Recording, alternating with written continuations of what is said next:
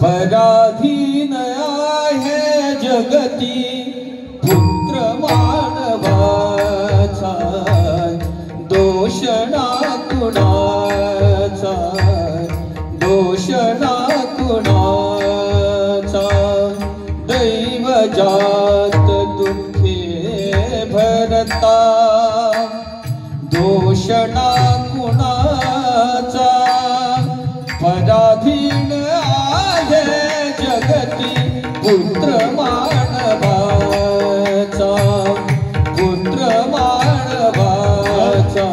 तुझ्या माझ्या कपाळावरती लिहिलेलं आहे, माझ्या कपाळावरती ते लिहिलेलं आहे।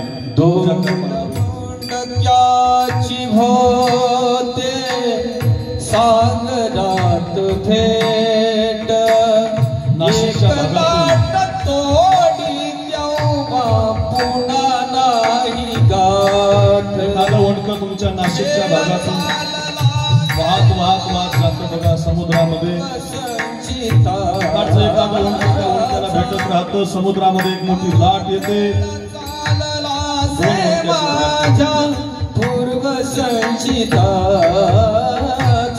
पराधीन आहे जगती पुत्र मानवाचा, पुत्र मानवाचा, पुत्र मानवाचा।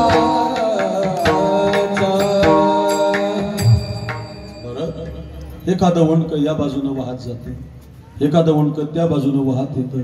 दोन ओंडक्याची भेट गोदावरीमध्ये होते, सागरातली एक मोठी लाट तयार होते, दोन ओंडक्याला ती लाट तोडून टाकते। तसंच आपलं जीवन आहे।